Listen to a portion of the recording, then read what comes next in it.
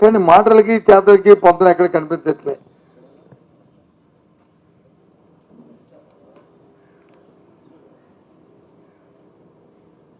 వాళ్ళు చెప్పిన ప్రతి మాట కూడా దానికి భిన్నంగా ప్రోత్సహించమంటే మీరు వచ్చి దాన్ని చెడగొట్టండి అర్థం, వాళ్ళ మీద దౌర్జన్యం చేయడం అర్థం. మరి వాళ్ళు తిప్పేట అది ఉన్నట్టుగా ఉంది నాకు. ఓ పత్రిక చూస్తే, టీవీలు చూస్తే ఎక్కడో ఒక దగ్గర ఇంకో ఆ సిమెంట్ పరిశ్రమని అక్కడ వచ్చి బస్తాకు వచ్చి 10 రూపాయలు ఇమ్మన్నారు, 20 రూపాయలు ఇమ్మన్నారు, లేకపోతే పరిశ్రమ ఆపిమ్మన్నారు అని 1-2 పరిశ్రమలు వచ్చి పల్నాడు జిల్లాలో ఆపిన పరిస్థితి మనందరికీ తెలుసు. నేను రోజున కడపలో అక్కడ జరుగుతున్న ఆ సిమెంట్ పరిశ్రమ దౌర్జన్యం తెలుసు. ఒక 3-4 నెలల కిందట ఆ ప్రాంతంలో ఉన్న విద్యుత్ ఉత్పత్తి చేస్తున్న దాని దగ్గర నుంచి ఆ యాష్ గురించి పడిన గొడవలు మనందరికీ తెలుసు. అంతకుముందు అనంతపూర్లో జరిగిన సంఘటన మనకు తెలుసు. 1 కాదు 2 కాదు. లేకపోతే కృష్ణపట్నంలో అవుట్ సోర్స్ డోర్ వేసుకుంటుంటే అక్కడ స్థానికుల నాయకులు ఏ రకంగా ఆ ప్రాజెక్ట్ జనరల్ మేనేజర్ మీద ఏ రకంగా దౌర్జన్యం చేసి ఏం చేశారో తెలుసు. అంతెందుకు మన పక్కనున్న హెచ్ఆర్లో ఉన్న యూపీ బీర్ ఫ్యాక్టరీని ఏ విధంగా దౌర్జన్యం చేసి మాకు వెళ్తున్న మీ పెన్షన్ కోడ్కి 1 లారీకి ఎంత ఇవ్వాలి, లేకపోతే నెలకి ఎంత ఇవ్వాలి అని ఆ స్థానికంగా ఉన్న ఆ ప్రజాప్రతినిధులు ఏ విధంగా అక్కడ దౌర్జన్యం చేస్తారో మనం చూసాం.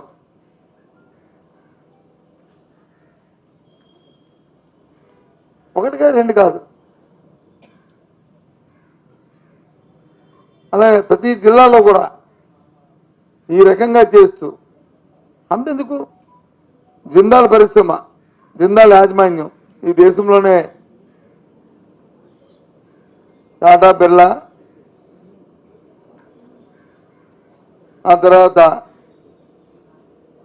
అదాని, తర్వాత జిందాల్, ఇవి ఇవాళ ప్రధానంగా మన దేశంలో ఉన్న పారిశ్రామికవేత్తల్లో ఒక వరుసకంలో తీసుకుంటే అలాంటి జిందాలు సంవత్సరం ఏ విధంగా వాళ్ళ మీద కేసులు పెట్టి ప్రభుత్వం వచ్చిన తర్వాత ఇక్కడ నుంచి గుజరాత్ పోయి అక్కడ 3 లక్షల కోట్లు పెట్టుబడులు పెట్టారో మనం చూసాం. ఇన్ని సంఘటనలు జరుగుతున్నప్పటికీ కూడా ఎక్కడా కూడా ప్రభుత్వం దగ్గర నుంచి ఏ విధమైన స్పందన లేదు. ఒక్క ప్రక్రియ మీద వచ్చి ఒక్కరి మీద చట్టపరమైన చర్యలు లేవు.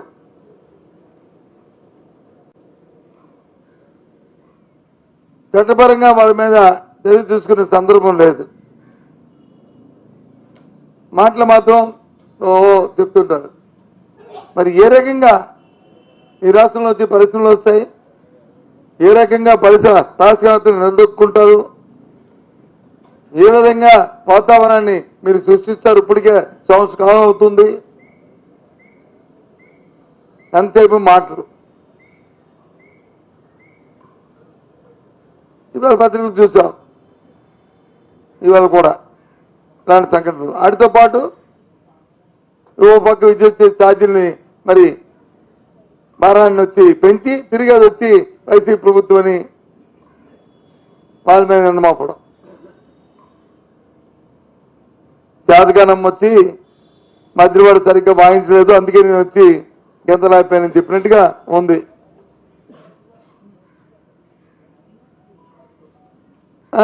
అట్రోప్ ఛార్జీలది గత ప్రభుత్వం మీరు కూడా ప్రభుత్వం సబ్సిడీ ఇచ్చి వాటిని అందుకోవచ్చు కదా. ఎందుకు ప్రజల మీద మా భారం మోస్తున్నారు? ఒక పక్క ఎదిరేది, ఇంకో పక్క అట్టాసంగా చెప్పారు, మిర్చి రైతులను ఆదుకుంటాం, గిట్టుబాటు ధర ఇస్తాం, కేంద్ర ప్రభుత్వం ఇంటర్వ్యూన్ అయింది,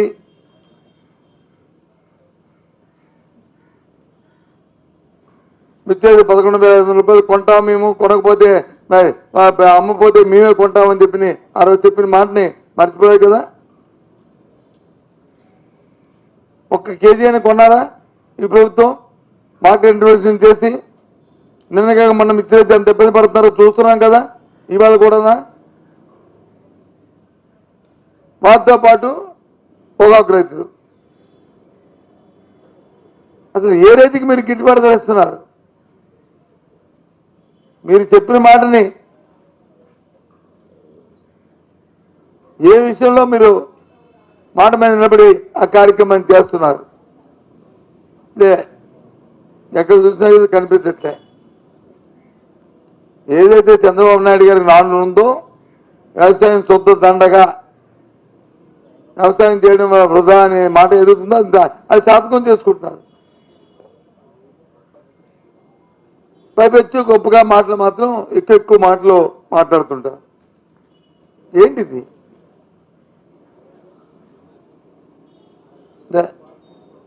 అందుకే అడుగుతున్నాను సూటిగా, ప్రభుత్వం ఉందా లేదా? పరిపాలన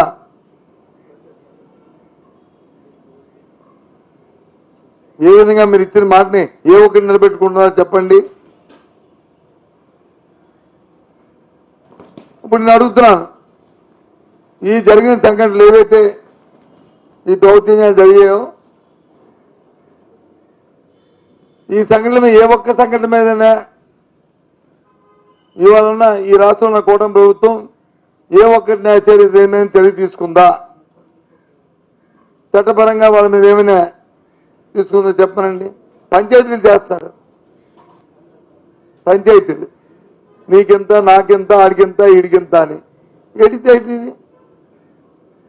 పంచాయతీ ఏంటి? ఆలోచన ఉండాలి కదా.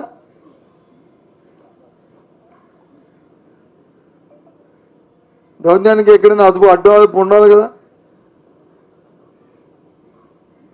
అదిలే పోనీ రైతాంగానికి గిట్టుబాటు ధర ఇస్తానంటే నేను అడుగుతున్నాను. మిర్చిలో మార్కెట్ ఇంటర్వెన్షన్ చేసి ఎక్కడైనా ఒక టన్ను మిర్చిని కానీ, ఒక క్వింటాల్ మిర్చిని కానీ ఈ రాష్ట్ర ప్రభుత్వం ఎక్కడైనా కొనుగోలు చేసిందా? మీకున్న ప్రభుత్వ ఏజెన్సీల ద్వారా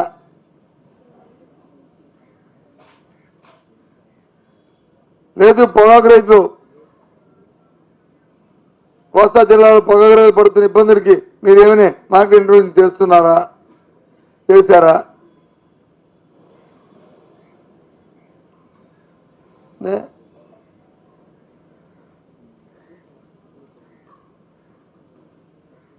పరిశ్రమలు కార్మికులు, మూతపడిపోతే కార్మికులు ఇబ్బంది పడుతున్నారు. మాటలు చూస్తే కోట దాటిపోతున్నాయి, చేతలు చూస్తే అక్కడ కనిపించట్లేదు.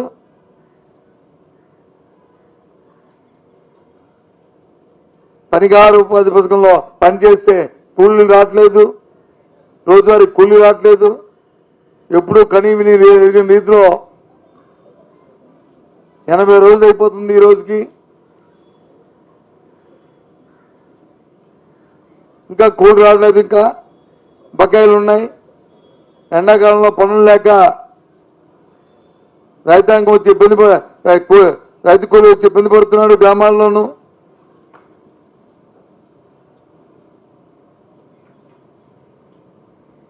ఏంటి మీ కార్యాచరణ? ఏంటి మీ ప్రభుత్వ విధానం? ఎంతసేపు దౌర్జన్యాలు, ఇవి ఆ కార్యక్రమాలు, లేదంటే డైవర్షన్ పాలిటిక్స్.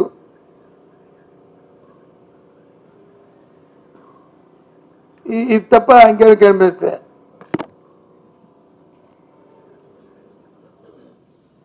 అధికారాన్ని అడ్డు పెట్టుకుని జులుం చేస్తూ, లేకపోతే దాని మీద ఈ మీద భయభ్రాంతులు చేస్తూ, దౌర్జన్యాలు చేస్తూ ఇవన్నీ అన్నీ కూడా రిజిస్టర్ అవుతుంటాయి. మరి మర్చిపోరు ఇబ్బంది పడుతున్న ఆ వ్యక్తులు కానీ వ్యవస్థలు కానీ ఆ సంస్థలు కానీ అవన్నీ ఉట్టిపోవు. వ్యవస్థను కాపాడుకోవాల్సింది ముఖ్యం. ఇవాళ ఈ ప్రభుత్వం చేస్తున్న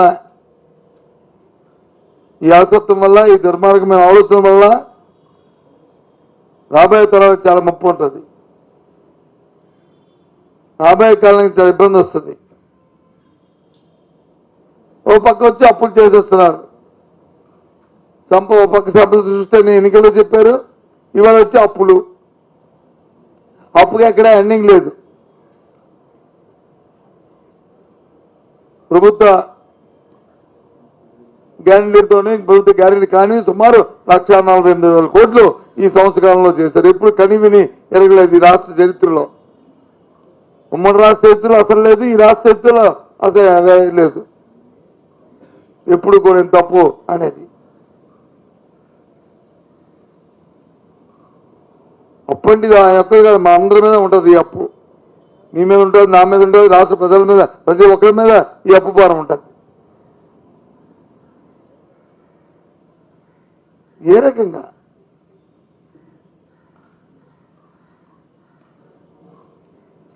అది ఎక్కడ కూడా ఏ శాఖలో కూడా అకౌంటబిలిటీ కనిపించట్లేదు, జవాబుదారీతనం కనిపించట్లేదు. నా జవాబుదారీతనం ఇదని నాకు ఎక్కడ కూడా కనిపించట్లేదు. ఎక్కడ కూడా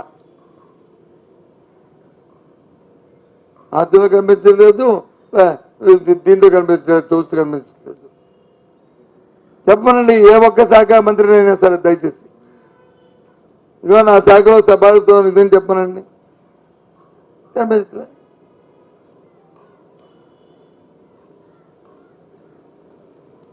ఒక పక్క వచ్చి పెన్షన్లను గొప్పగా చెప్పుకున్నారు. వీడియో చనిపోతే ఎవరైనా భర్త చనిపోయి భార్యకి వచ్చి వీడియో పెన్షన్ వచ్చి వెంటనే ఇస్తా ఉన్నారు. ఇప్పటికే ప్రతి జిల్లాలోనూ ప్రతి మండలంలో వేల కొద్ది పెన్షన్లతో అప్లోడ్ చేస్తూ ప్రభుత్వం తాలూకా అఫీషియల్ డేటాలో ఉన్నాయి. అవి వచ్చి ఒక్కటి రిలీజ్ చేయట్లే.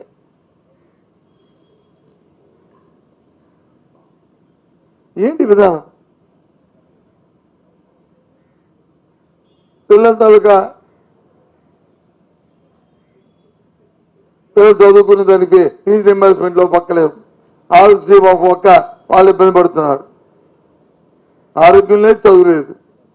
ఊరుగా చదువుల గురించి చెప్తారు, ఏదో కొత్తగా ఇవాళ పెట్టినట్టు. సరే, అది వాళ్ళ తాలూకా గ్రేట్నెస్ కోసం వాళ్ళ తాలూ చెప్పుకుని మాకే అభ్యంతరంలే. ఎందుకంటే ప్రజలకు తెలుసు ఈ కార్యక్రమం ఇంత ముందుండేవా లేవా, జరగలేదా, అది ఆ ప్రజలకు తెలుసు. వాళ్ళు గొప్ప చెప్పుకోమని మాకే అభ్యంతరంలే. ఏదో క్షణికానందం పడుతూ పొందమండి, మాకు అభ్యంతరం. కానీ నాకు రిజల్ట్ కనిపించాలి కదా అక్కడ, దాని ఫలితాలు ఉండాలి కదా, ప్రజలకి లాభం కనిపించాలి కదా ప్రజలకి. ఎక్కడ అవి నిర్దిష్టమైన విధానం ఏ శాఖలో కనిపించట్లే. ఒక శాఖ కాదు, ఏ శాఖలో కనిపించట్లే.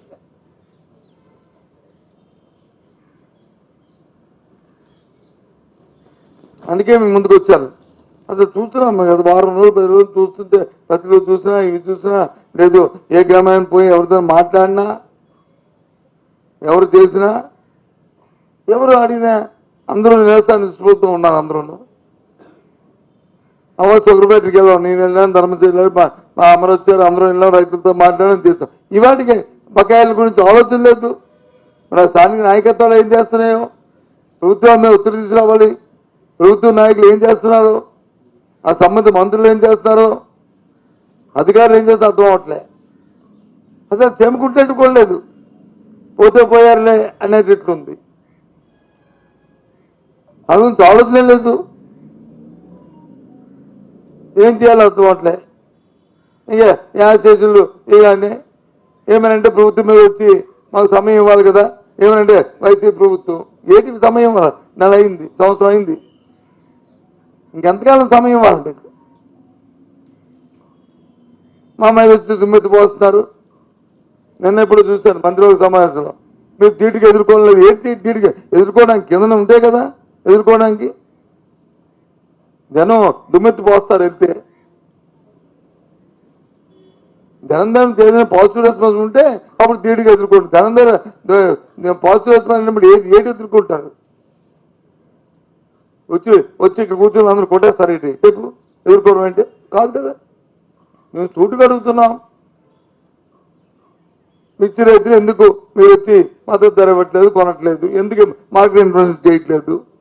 పొగాకు రైతులకి ఎందుకు మార్కెట్ ఇన్ఫ్లుయెన్స్ చేయట్లేదు? ఎందుకు ఏదైతే పరిశ్రమ ఉన్నా పరిశ్రమ దగ్గర వచ్చి అక్కడికి వెళ్తున్న ముడి సరుకులకు కానీ, లేదు అక్కడ జరుగుతున్న ప్రిన్సిపల్ కోడ్కి కానీ, లేదు ఆ ఫ్యాక్టరీ నుంచి వస్తున్న వేస్ట్ మేనేజ్మెంట్కి కానీ, అది మాతోనే చేయాలి, మాకే ఇవ్వాలి, మాకే కాంట్రాక్ట్ రావాలి, లేకపోతే లారీ కింద ఇవ్వాలని మళ్ళీ దౌర్జన్యాలు చేస్తూ ఆ ఫ్యాక్టరీలు మూస్తున్న పరిస్థితుల్లో ప్రభుత్వం ఎందుకు వాళ్ళ మీద చట్టపరమైన చర్యలు తీసుకోవట్లేదు? ఎందుకు ఉపాధి హామీకి వచ్చి 80 రోజుల నుంచి వాళ్ళ రోజువారీ కూలీ ఇవ్వట్లేదు? ఎప్పుడు రాష్ట్ర చరిత్రలో లేని విధంగా ఈ కార్యక్రమం జరుగుతుంది. వీడియో కాన్ఫరెన్స్కి వచ్చి మన్నాడు ఇస్తున్నారు. మరి చనిపోయి మీ తాలూకు డాష్ బోర్డులోనే మీ అఫీషియల్ గా ఉన్న మరి లక్షలాది మందికి ఎప్పుడు ఇస్తారు? ఎందుకు ఇవ్వట్లేదు? ఇటు సమాధానం చెప్పండి. అప్పుడు దాన్ని ధీటుగా ఎదుర్కోండి. అక్కడ మీకు ఇచ్చాం, ఇదిగో సత్యబాబు గారు, ఇదిగో అమర్ గారు, లేకపోతే ధర్మశ్రీ గారు, లేదా ఇది కూర్చుని మమ్మల్ని ఇచ్చినే దుమ్మిది పోస్తున్నారు, ఇవన్నీ వాస్తవాలు కాదని చెప్పండి. ఓకే, మేము వాస్తవాలు మాట్లాడుతున్నాం.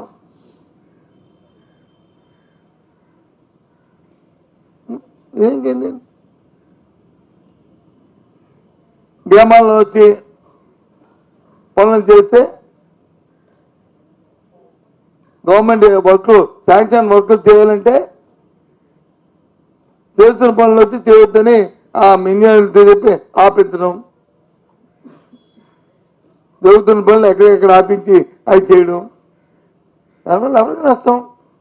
అభివృద్ధి జరగకపోతే ప్రజలు అల్టిమేట్ నష్టపోయేది ప్రజలు, రాజకీయంగా మా పార్టీ కాదు. అందరూ రెస్పాన్సిబిలిటీ. ఈ రాష్ట్రంలో ఉన్న అన్ని రాజకీయ పార్టీలు బాధ్యత ప్రజలకు వహించాలి తప్ప వ్యక్తులకు కాదు. అది మినిమమ్ కామన్ సెన్స్. ఆ కామన్ సెన్స్ మిస్ అయితే ఎలాగా? ఆ కాంట్రాక్ట్లు మీరే చేసుకుని వద్దన్నది, కానీ ఆ రోడ్డు వేయొచ్చు కదా, లేదా ఆ గడ్డు పోయొచ్చు కదా.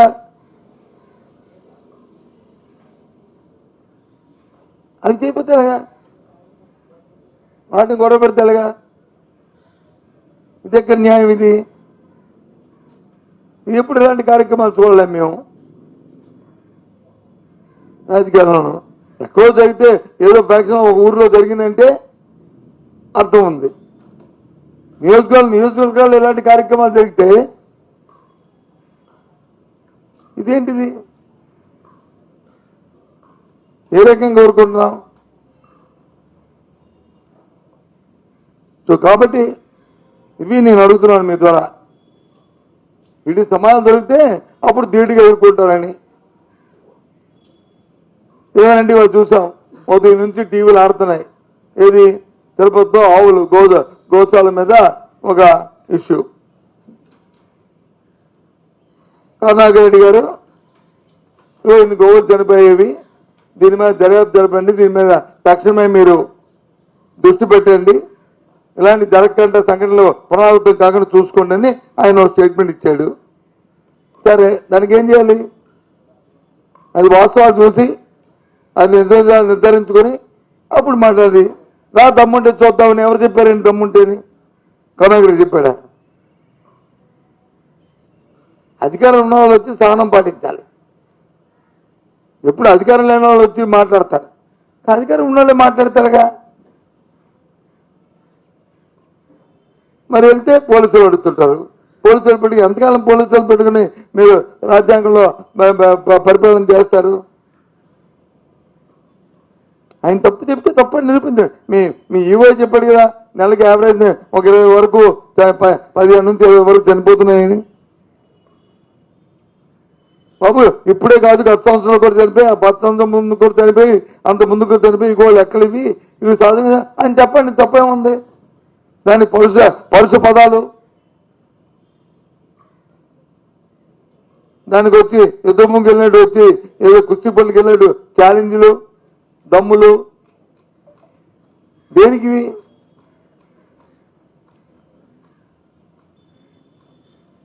వాస్తవంగా ఉండాలి. అధికారం ఉన్న పార్టీలో సమన్వయం పాటిస్తుండాలి.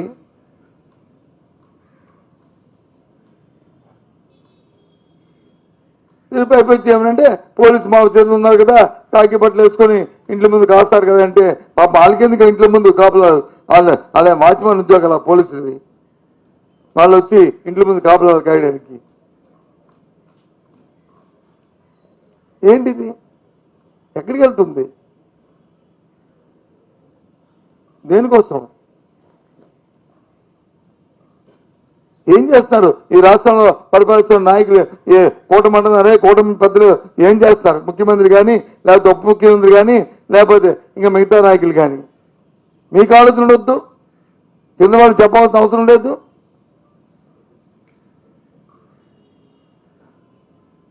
ఏంటిది?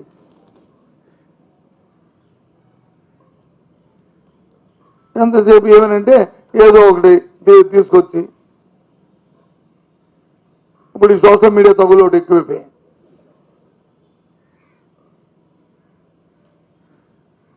వన్ సైడ్ ఒకరి మీద తిరిగితే మాత్రం కేసు, ఇంకొకరి మీద తిరిగితే మాత్రం మరి కేసు ఉండదు. ఆ కేసు పెట్టిన ఇది పెట్టిన సెక్షన్ వేరు, వాళ్ళకి పెట్టిన సెక్షన్ వేరు. మరి వాళ్ళు మనిషి కాదు, వీళ్ళు మనిషి కాదు, వాళ్ళు కుటుంబ సభ్యులు కాదు, వీళ్ళు కుటుంబ సభ్యులు కాదు. మరి వాళ్ళకి వ్యక్తిగతమైన వాళ్ళకి విలువ ఉండదు, వీళ్ళకి వ్యక్తిగతమైన విలువ ఉండదు. ఆ కంపేర్ చేయడం నాకు అర్థం అవ్వట్లేదు. ఎప్పుడైనా నిష్పక్షంగా ఉంటే ప్రజలకు వచ్చి చట్టం అంటే గౌరవం, భయం రెండు ఉండాలి. ఆ గౌరవం, భయం రెండు పోయే పరిస్థితి తీసుకొస్తున్నారా మీరు చట్టం పట్ల? మీకు చేస్తున్న ప్రక్రియ వల్ల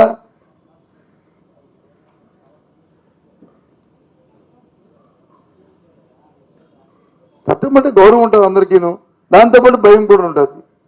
ఆ రెండూ లేవు ఇప్పుడు ఈ పరిస్థితిలో. ఇవాళ జరుగుతున్న ఈ పరిణామాలు చూస్తుంటే దయచేసి ఇది కాదు, సాంప్రదాయం కాదు. ఇది ఆలోచన చేయమని కోరుతున్న ప్రభుత్వ పెద్దలని. వ్యవస్థను చిన్నాభిన్నం చేయడానికి ప్రయత్నం చేయకండి. అది చుట్టూ తిరిగి మనకే ధరించేస్తుంది. అది వ్యవస్థను కాపాడుకోవాల్సిన అవసరం చాలా ఉంది. మాటలు కాదు, చేతుల్లో కావాలి. ఇప్పుడు నేను అడుగుతున్నా ఏదైతే నేను అడిగిన 1, 2, 3, 4, 5 ఆడికి సమాధానం చెప్పండి దయచేసి. సమాధానం చెప్పకపోయినా పర్వాలేదు, కనీసం మీరు మీ ఆలోచనతో దృష్టిలో మీ బుర్రలో పెట్టుకొని వాటి పరిష్కారం ఆలోచించుకోండి. ఒక మంచి పేరైనా వస్తుంది, పరిష్కారం వస్తుందండి. మీకు ఆలోచన లేదు, చేయాలని తపన లేదు. అసలు నాకు అర్థం ఉంది ఏంటంటే అసలు ఎక్కడ ఎవరికి ఈ పరిష్కారం చేసే నాయకత్వం ఉందో నాకు అర్థం అవట్లేదు. ఎవరు చెప్తే ఈ సమస్య పరిష్కారం అవుద్దో అనేది కూడా నాకు అర్థం అవట్లే.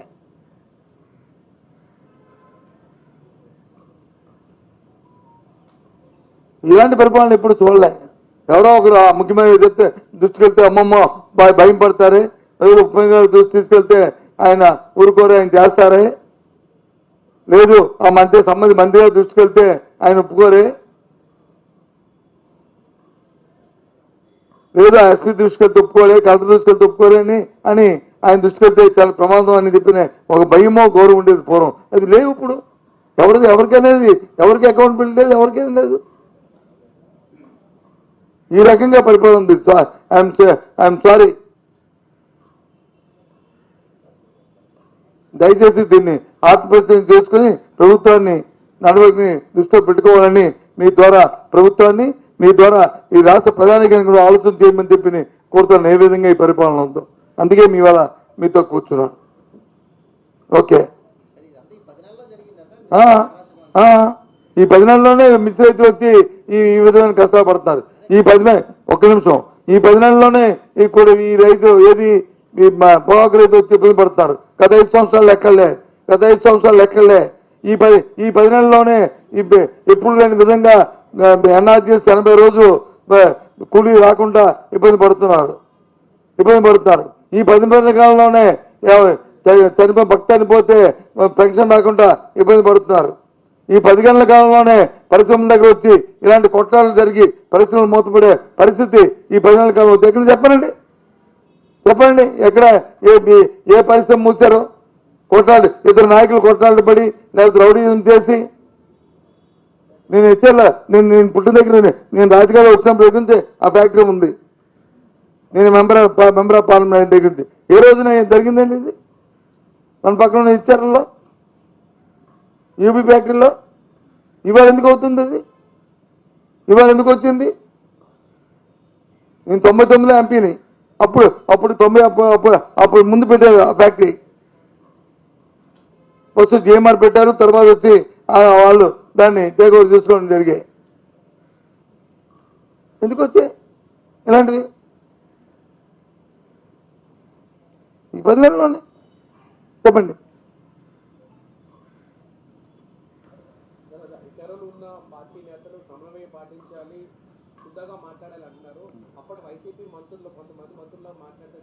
సార్ నేను అంటుంది తింటారా? అదే మీకు నేను పాట. అప్పుడు వైసీపీ మంత్రులు వచ్చి కొద్దిగా మాట్లాడబట్టే కదా ఇవాళ ఇక్కడ కూర్చున్నాం. వాళ్ళు ఇక్కడ కూర్చుంటే మాకు అభ్యర్థులే. నేనే అప్పుడు వైసీపీ మంత్రులు వచ్చి మేము వచ్చి భగవద్గీత మాట్లాడాము, ఇప్పుడు వచ్చి ఇది మాట్లాడాలని చెప్తున్నానా? ఎవరు మాట్లాడినా సభ్య సమాజం అంగీకరించేటట్లు ఉండాలి. సభ్య సమాజం వ్యవస్థ దాన్ని ఆమోదించేటట్లు ఉండాలి. ఆ గౌరవాన్ని, మన వ్యక్తిత్వాన్ని కాపాడుకోవాలి, మన గౌరవాన్ని నిలబెట్టుకోవాలి. 1కి 3 సార్లు ఇంతకు ముందు కూడా చెప్పాను, మొన్న చెప్పాను, మనం చెప్పాను, ఈ మాత్రం రేపు చెప్తాను కదా.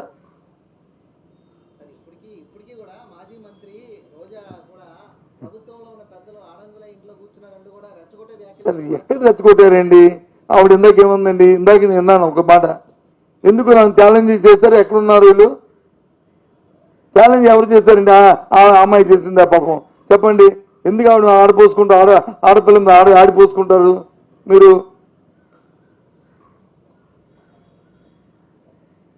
ఆవిడ అందా? మరి అన్నారు మేము వచ్చి ఇక్కడ కొన్నాము, మరి ఎందుకు ఆ అమ్మాయి అందుకని. అంతేగాని ఇంకేముందండి? తప్పు కదా అది.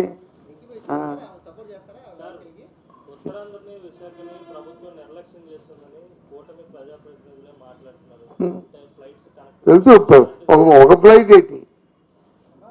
ఫ్లైట్ ఏంటి బాబుసు?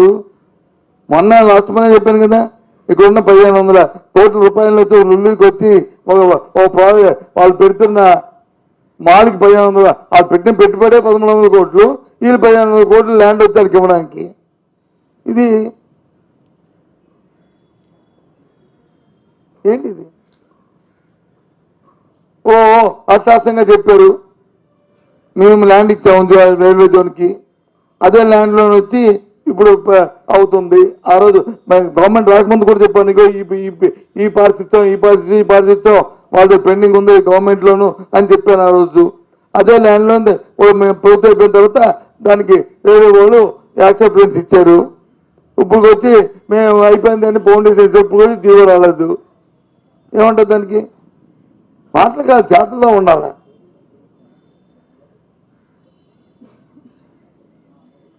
రైతులు రాలేదని ఎవరు చెప్పారు? ఇప్పుడు నేనేమనంటే చూసారా, మంత్రి గారు ఈ ప్రాంతం వల్ల సత్యబాబు గారు కోపంతో వచ్చి మంత్రి గారిని ఏదో అంటున్నారండి పాపం అని అంటారు. వాళ్ళు మంత్రి అంటున్నారు, నేను అనలే కదా. ఆ నిజం ఒప్పుకోవడం కాదు, అది ఆక్రోశం. ఆ పని మానేసి ఒక ఫోన్ కాల్ చేస్తే మంత్రి గారు ఉంది చూడండి నేను చెప్పొచ్చు కదా. నీ పేపర్లో చెప్పాలా? నీ పేపర్లో చెప్పాలండి. ఆ మంత్రి గారికి సాధ్యాలు చెప్పొచ్చు కదా, తప్పే ఉంది. అందులో నాకు ఆ సంబంధం లేని విషయం అనుకోండి, నేను చెప్తున్నాను. నాకు సంబంధించిన విషయం అనుకోండి, నాకు సంబంధించిన విషయం మా ఫ్లైట్ రాకపోవడం వరకే, ఆ విషయం నాకు కాదు, సంబంధం కాదు.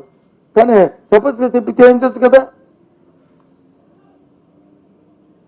ఆ తండ్రి గారి కొడుకే కదా, మరి ఇంకే దానికి వచ్చి పత్రికల్లో ఫోటోలను దేనికోసం ఈ పాస్ పబ్లిసిటీ కోసమా? నేనైతే అలా చేయను. నేను చెప్పండి, జరుగుతుంది. దానికి ఇప్పొచ్చి ఇస్తున్నాము. మా అమర పేరుని వచ్చి ఇప్పించాము. అమర వచ్చి ఇంటర్నల్ గా మళ్ళీ విజయ్ కుమార్ పేరుని నైన్టీ విజయ్ కుమార్ ద్వారా ఇప్పిస్తున్నాము. ఎవరైతే మా పార్టీ నుంచి చేసిన 56 మంది కార్పొరేట్లు ఉన్నారో 56 మంది కార్పొరేట్లు 56 కదా 58 కార్పొరేట్లు వైసీపీని గెలిపారు. పార్టీ విధానం దాన్ని వ్యతిరేకించడం. తెలుగుదేశం పార్టీ ఏదైతే అవిశ్వాసం పెట్టిందో మా మేయర్ మీద దాన్ని చేయాలి. చేయిపోయిన వాళ్ళ తాలూకా సభ్యత్వం ఆయన రద్దు అయిపోతుంది యాజ్ పర్ చట్ట ప్రకారం. ఇమీడియట్ 1 week లో వాళ్ళ తాలూకా మెంబర్షిప్ చట్టం అయిపోద్ది. అది ఇస్తాము. నాకు తెలిసి ఎట్టి పరిస్థితుల్లో కూడా 58 మంది వేస్తారు. లేని వాళ్ళ తాలూకా సభ్యత్వం రద్దు అయిపోతుంది, వాళ్ళు అయిపోతుంది. ఒకవేళ కానీ ప్రభుత్వం అధికారం ఉందని చేసినా మేము కోర్టుకు వెళ్ళినా సరే సభ్యత్వం రద్దు చేస్తాం. అందులో తేడా లేదు. అలా తెలంగాణ అవ్వకపోతే తెలంగాణలో తెలంగాణ కోర్టు ఇది, ఆంధ్ర కోర్టు ఇది. న్యాయస్థానం వాళ్ళేమి దాంట్లో ఉన్నారు. తెలంగాణలో ఎమ్మెల్యేలు వేరు, ఇది వేరు. ఇది ఇక్కడ జరుగుతుంది ఏంటంటే ఎవిడెన్స్ కలెక్టర్ ఎన్నిక రికార్డు పలానా వ్యక్తి పలానా వాళ్ళకి పలానా వేశారు చట్ట ప్రకారం. తెలంగాణ పార్టీ మార్పిడి, దాని రుజువులు సాక్ష్యాలు బంధాలు ఇవి అవి అన్నీను. ఇక్కడ వచ్చి ఓటు ఇక్కడ అండ్ రికార్డు CCTV కలెక్టర్ గారు రికార్డ్ చేస్తారు. సో అండ్ సో ఇగో మా ఈ పత్రిక వాళ్ళు వచ్చి దీన్ని కొట్టేస్తారు, ఇగో ఈ పత్రిక వాళ్ళు దీన్ని కొట్టేస్తారు, ఇగో వీళ్ళు చేస్తారు. మీరు కూడా ఉంటారు, మీరు కూడా కెమెరా రికార్డ్ చేస్తారు, మీ కెమెరా కూడా రికార్డ్ అవుద్ది. అది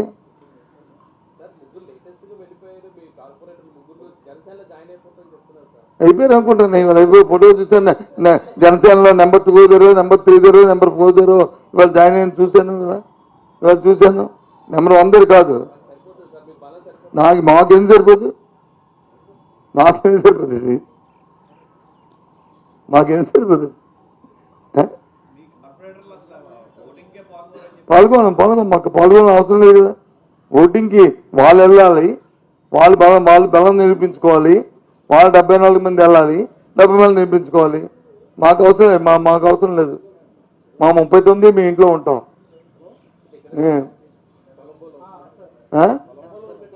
కొలంబోలో ఉంటాము, లేకపోతే మా ఇంట్లో ఉంటాము. ఎవరి ఇంట్లో వాళ్ళు. వాళ్ళు ఎప్పుడు వస్తాను మలేషియా నుంచి, మీకు తెలియదు మరి.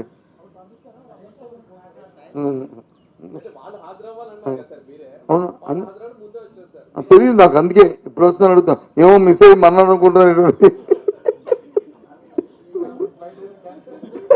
ఏదో ఫ్రైడే క్యాన్సిల్ అయిందంటూ టక్కమని తీసేస్తే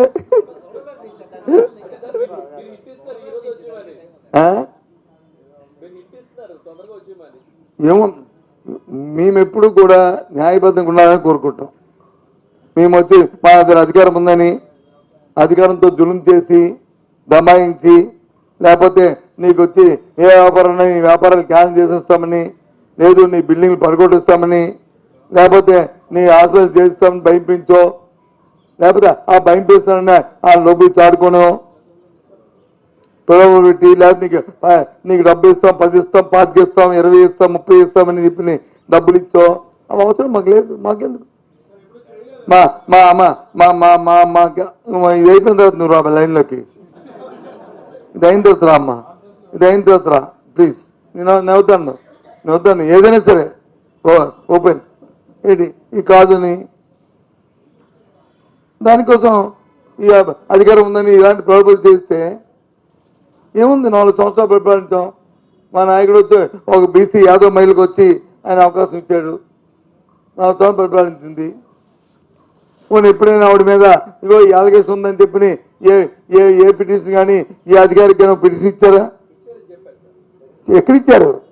ఇచ్చారని చెప్తే ఇచ్చారని ఎక్కడిచ్చారు? విజిలెన్స్ ఎంక్వైరీ, ఇప్పుడు ఏ ఎంక్వైరీ, ఏ ఏసీపీ కానీ ఏ ఎంక్వైరీ కానీ లేదు ఏ కలెక్టర్ కానీ ఇచ్చారా? ఏదో నేను పత్రికలో చెప్తే కాదు కదా, కాగితమే ఉన్నది. మీకు తెలీదా? మీరు ఎట్టే ఉన్నారు? 4 సంవత్సరాలు 3 సంవత్సరాలు ఉన్నారా మీరు?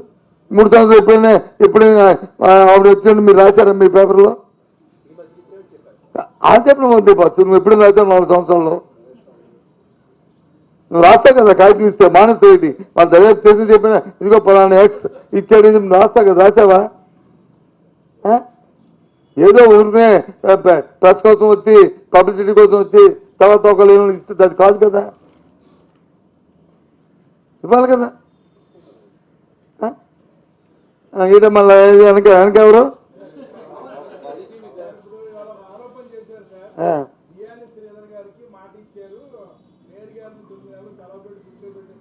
మాట ఈయన అర్థం అదేంటి ఏంటట?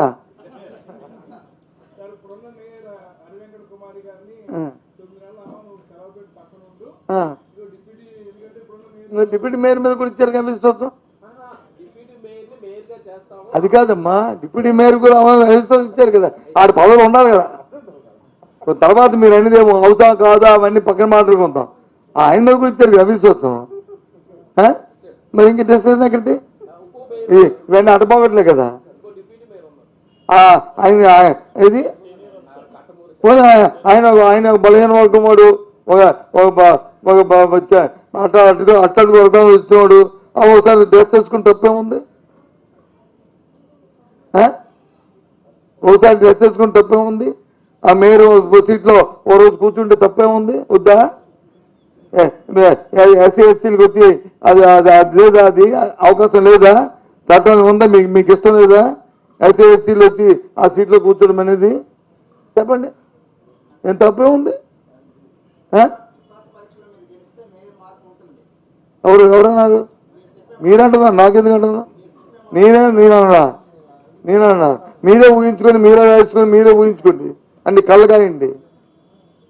ఇంకా 8 నెలలు ఉంది, శుభ్రంగా పరిపాలిస్తుంది ఒక మహిళ, ఒక బీసీ మహిళ, ఒక యాదవ్ సమాజం చెందిన మహిళ. ఎందుకు ఇచ్చారు? యాదవులకి ఎందుకు ఇవ్వాల్సి వచ్చింది? మొత్తం ఈ కార్పొరేటర్లో ఎక్కువ శాతం మంది వచ్చి అన్ని పార్టీల్లోనూ యాదవుల నుంచి వచ్చారు కాబట్టి ఆ కులానికి ఇస్తే న్యాయం జరుగుతుంది, సమంజసంగా ఉంటుంది, బలమైన వర్గాలని చెప్పి అందులో ఒక మహిళని అందులో మహిళకి ఇవ్వాలని ఉద్దేశంతో ఆ అమ్మకి ఇచ్చారు. ఏమిటి ఆడి మీద కోపం ఇప్పుడు? చెప్పండి. ఆరోపణ ఏంటి? ఆరోపణ మేమే స్కామ్లు చేసి ఆరోపణ చేయడానికి.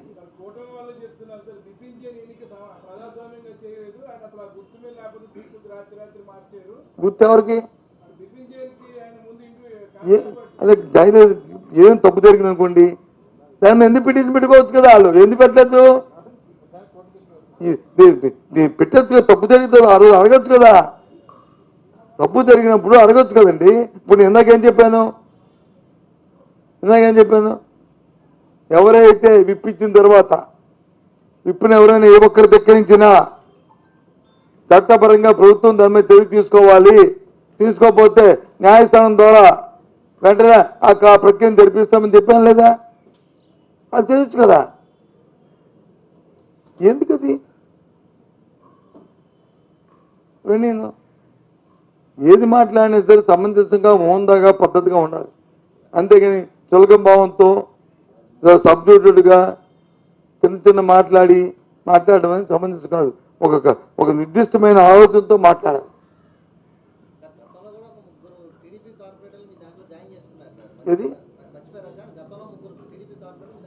అది ఇప్పించమ్మనండి. ఇప్పించి ఒకవేళ వాళ్ళు తప్పుగా ఓటేస్తే వాళ్ళు తీసుకోమని ఎవడొద్దాడు దాయం చేసుకున్నా లేదా ధర్మశ్రీ, అది చాలా తప్పది మనం మాట్లాడుతుంది. ఒకవేళ చట్టపరంగా తప్పు చేస్తే చర్య తీసుకోమండి. ఎవడొద్దన్నాడు? ఎవరికైనా ఒకటి చట్టం అందరికీ ఒకటే, నీకోటే నాకోటే ఆయనకోటే, మనిషికి ఒకటి ఉండదు. చట్టం అందరికీ ఒకటే. వాళ్ళకి ఇప్పించి తెరి తీసుకో ఎవడొద్దండు? నువ్వు వద్దనలేదే.